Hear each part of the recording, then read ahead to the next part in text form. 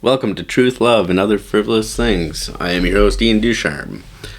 This is going to be cut in afterwards because my recorder didn't start recording till partway into the podcast. So, enjoy. I'm going to talk about COVID. COVID sucks. I have to say that. I'm not here to talk about policy or this and that or restrictions or what side of that whole thing you're on, but I just maybe want to explain my experience with it. Alright, so I'm not vaccinated, so I guess I get the full COVID, the whole shebang, So I was wrecked for probably 3 days straight. Yeah, 3 days. I mean, I've never had joint aching like that. Well, probably since the first time I got COVID, which was February of 2020. It wasn't confirmed COVID. We didn't have testing back then, but having COVID this time around, yeah, it was definitely COVID. It was the exact same symptoms. Everything was the same about it. Even the same time period, 3 days of being sick, and then maybe 2 days of just feeling off, but not like I was basically all better after 3 days. But man, the aching, that was something. Like my knees, from my knees down, just radiating pain. Like I can't describe the amount of pain I was in. How it started was I was at work, and probably around 7 p.m., 8 p.m., right around then I started feeling like I had a headache. My appetite just was gone. I didn't eat all day, and I was debating on ordering food at work and everything. And then by that time, I just didn't feel like it. I was just completely, no appetite whatsoever. And then by 9 o'clock, I left work and all that. I got home, and I could just feel it getting worse and worse.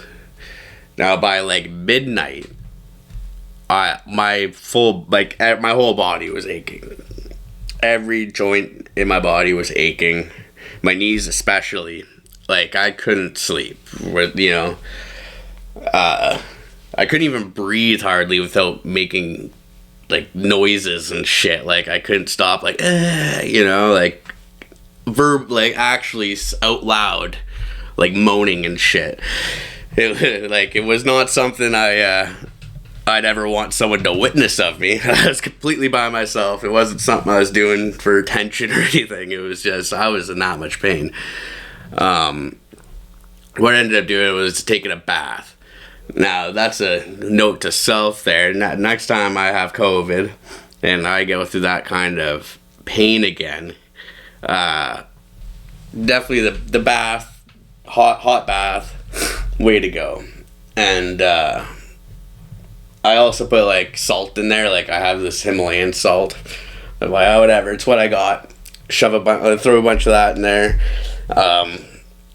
And at work, I heard about somebody talking about the bath bombs, the THC bath bombs, and now these ladies swore by it. They were they cut it a quarter of it and throw it in, and they say after an hour, you're spaghetti legged, you can hardly feel your legs. It's some potent stuff.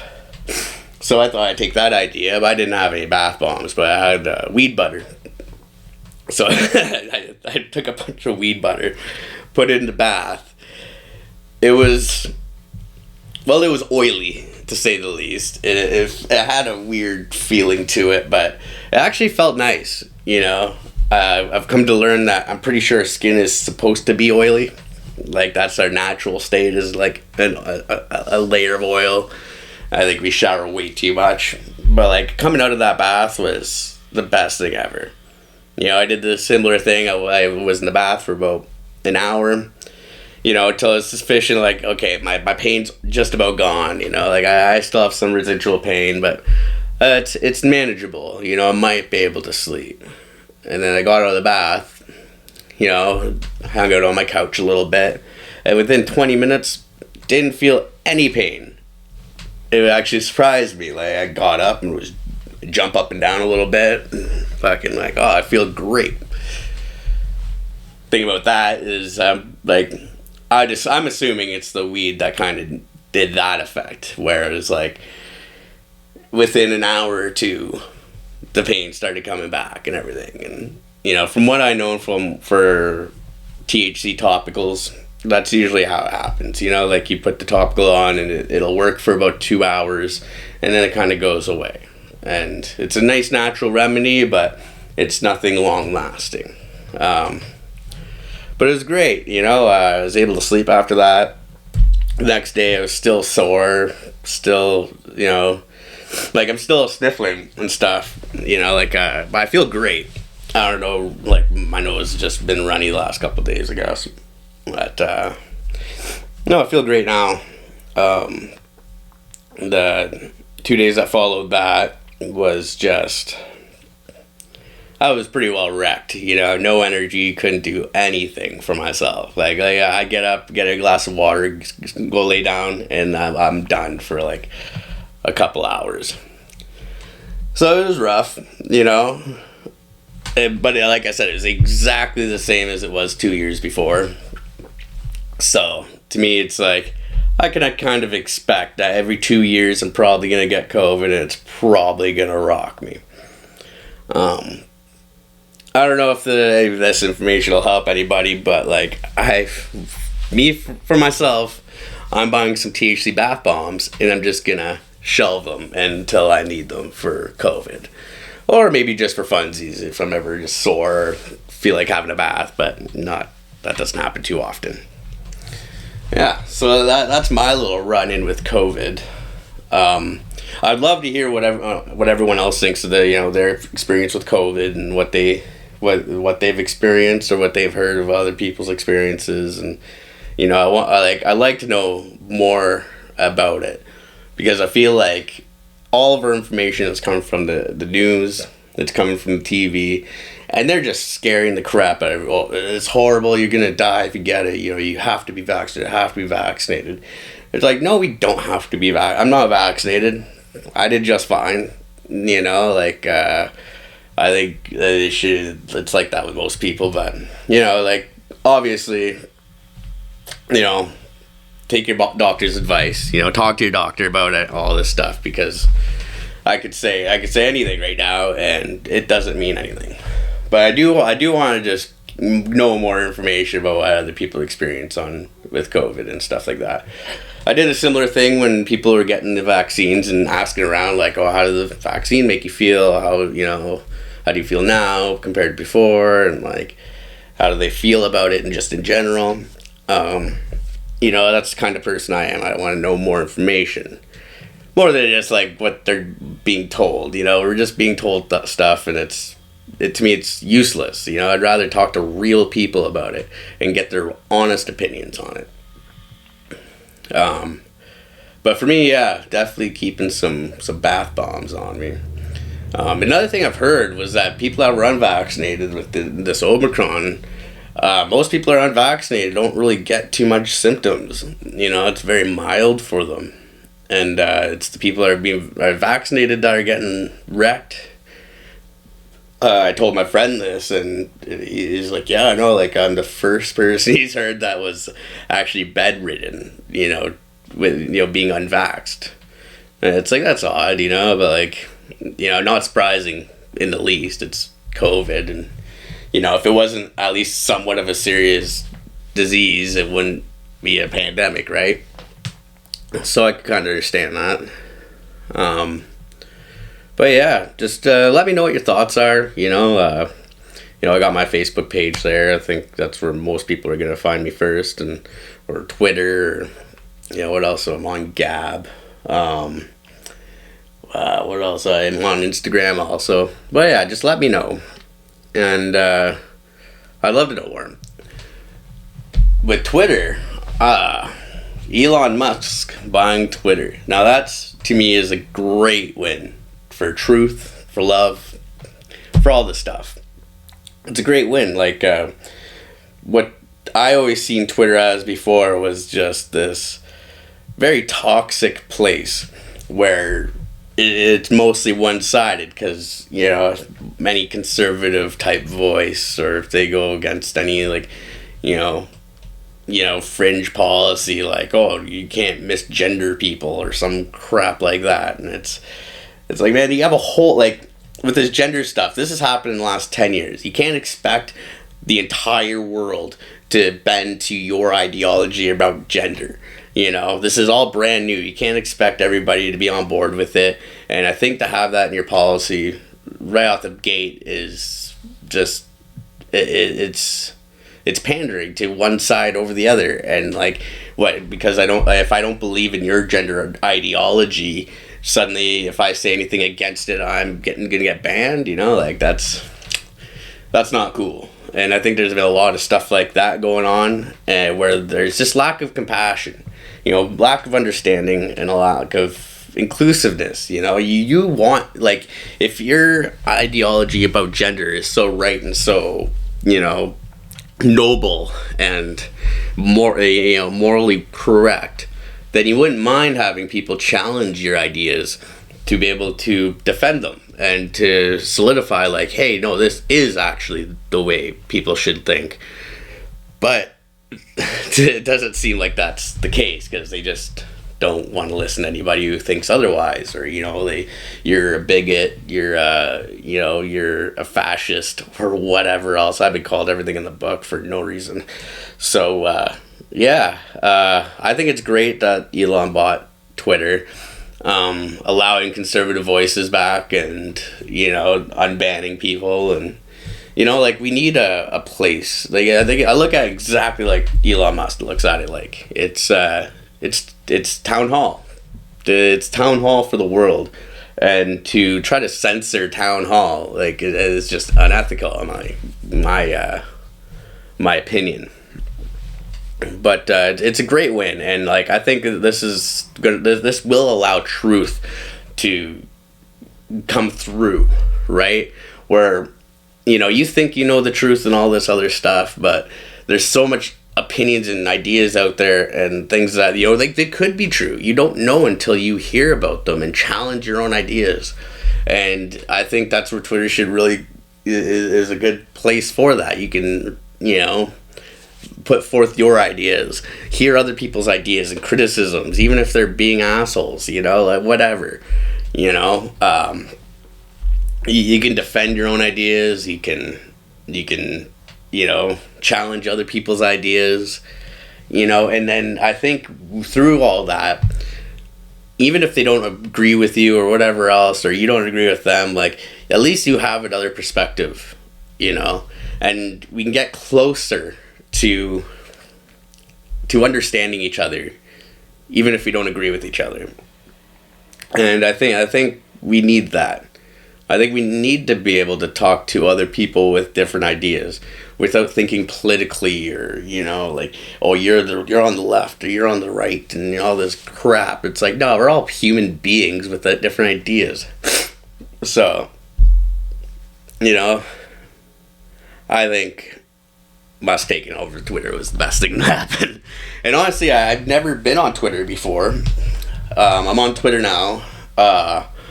I made my personal account on Twitter now. So like, I've been exploring everything through my personal account, trying to figure out even how to use Twitter. It's a different platform, different ideas. You can retweet, or you can, I don't know what the other option is. It's the same. To me, it's the same thing. I have no idea what it is. Like, I'm still figuring these things out. But I think one of the first things I did was criticize our Prime Minister. So I think I used it for exactly what I think it should be used for. Like, if my Prime Minister is on Twitter, I'm gonna fucking tell him if he's wrong, because he's definitely wrong. But not definitely wrong, but he's, in my opinion, he is very, very, very wrong for his way of thinking. He's going to do something about creating better jobs in Canada. I don't know, better jobs means compared to just jobs in general, but he wants better jobs. It's like, cool, you want better jobs, but it doesn't mean shit if we can't afford to live. You know, what are they saying now? For us to have a living wage, we'd have to have our minimum wage at 20 bucks an hour or 22 bucks an hour, I think, somewhere in there. And it's like, and they just keep printing money and blaming it on Russia. And, yeah. Anyway, I try not to get too political on the show, so I'm just gonna stay away from the politics. But anyway, yeah, Twitter is a whole thing that I think I'm trying to figure out how to use. It's interesting, and I'd love to know what you guys think about how you guys use Twitter and that, because I know, like, right away my personal Twitter, just the people I've been following and stuff, just went immediately political. So I found the political side of Twitter for sure. Now what I'm gonna try to do is, hey, if you got anyone has suggestions for people for me to follow in this regard, I want to follow more spiritually minded people, people who are trying to people are talking about a different way of thinking or a different way of being, rather than, just, work 9 to 5, eat, sleep, work, just, we, in the West, I think we lack a lot of spirituality and spiritual thinking. I think we need more of that, and I think we need more alternatives.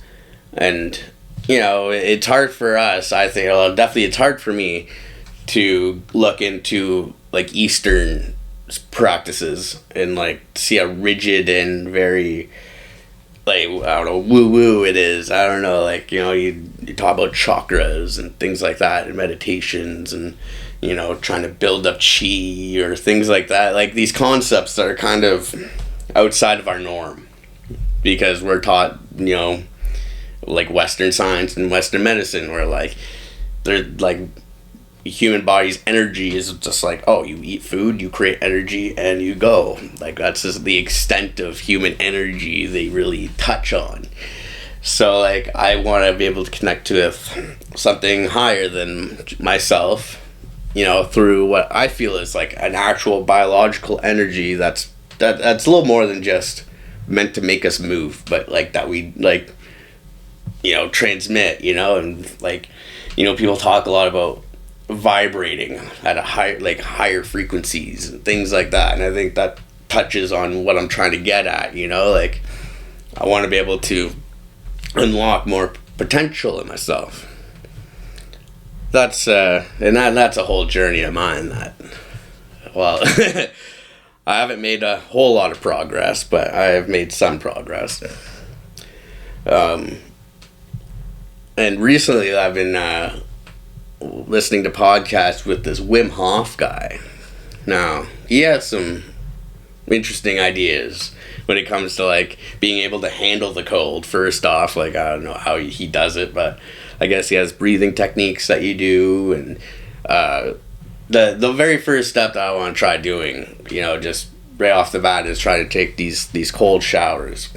Apparently it's very good for your cardiovascular system, and the way he says it is that it helps you get to the deeper parts of your brain, where you have the trauma and the emotions and all this stuff that they don't require thinking, they're just there, and you kind of tap into that, and I feel like I think that's a good way to try to get to the root of what I'm trying to do, and to be more spiritual, and to figure out how to get what's deep in here closer to the surface.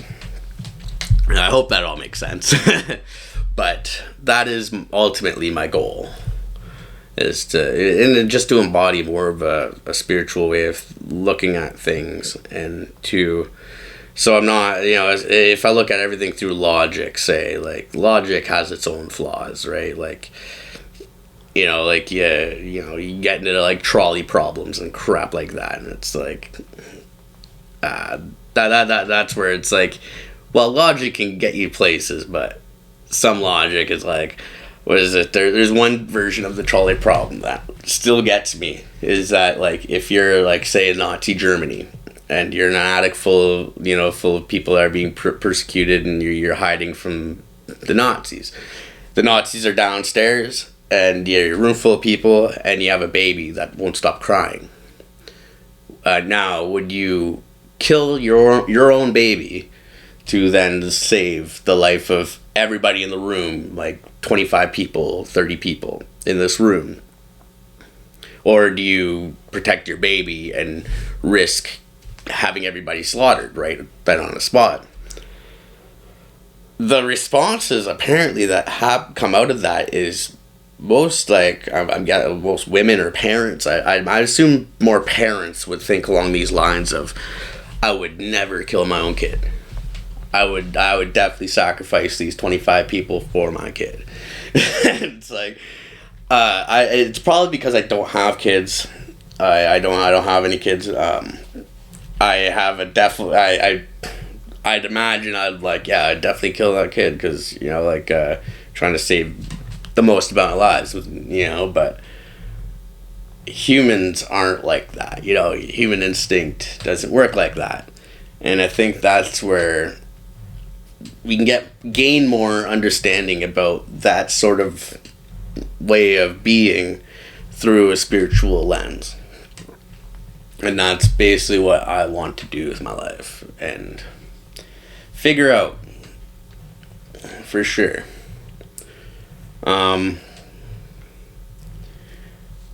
The other thing I want to talk about also, that, like, I know I'm not the only one who struggles with this, so I know, it's something I could easily talk about and people could relate, is my lack of motivation. I am not a very motivated person. And the times where I think I am, it usually ends up, biting me in the ass later. It's kind of like doing this podcast, I have to really force myself to sit here and talk to this camera and I'm completely out of my comfort zone doing this sort of thing. And all my ideas, I could have this all planned out in my head perfectly. I could have half an hour of content on my head and this is blah, blah, blah. As soon as I turn that camera on, turn that mic on, out the window. I just start talking, and I probably forgot to mention a lot of things that I've thought about saying.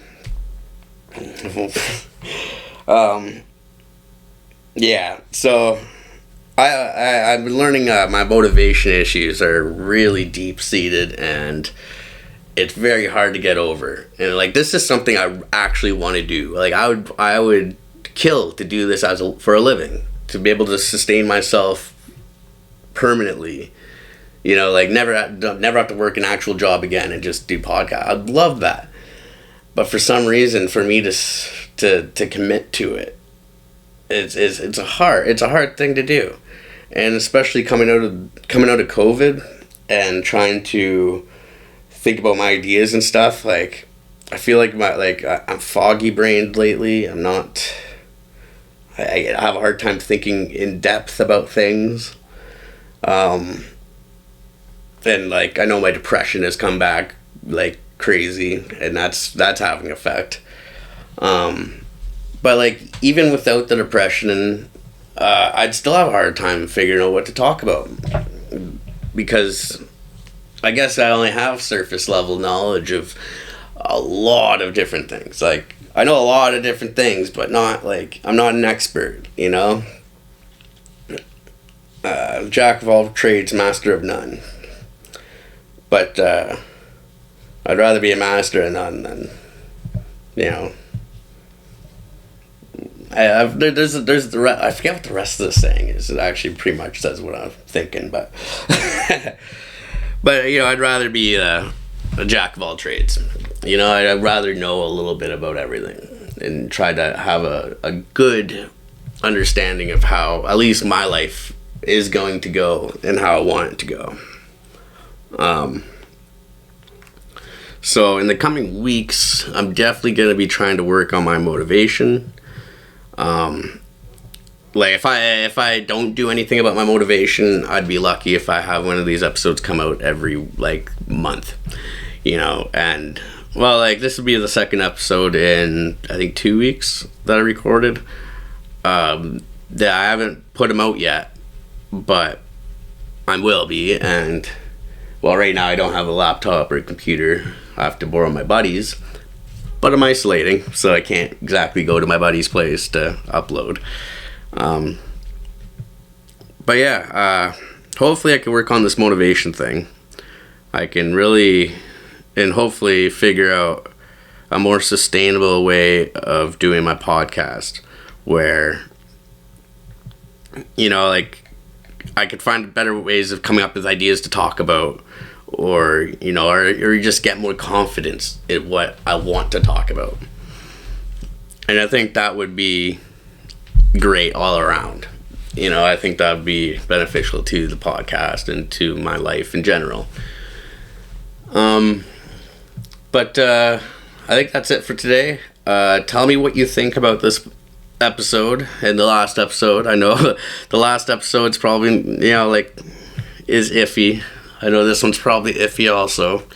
My hope is that the more I do this, the better I get, and the more topics I'll talk about, and maybe the more in depth I'll be able to talk about these topics, because I feel like I'm missing depth, and and I don't it's hard to just talk about the depth of things without diving into it.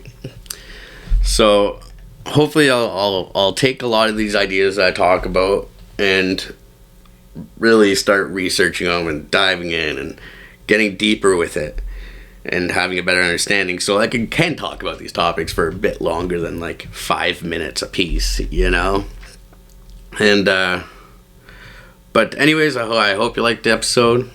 Follow me Twitter, Instagram, at TLOFT podcast. And this will be on YouTube, Rumble, Spotify. I'm probably going to try to figure out some other podcasting platforms to post to also. And I hope you all have a great day, a great night, or whatever time it is when you're listening to this. All right, see ya.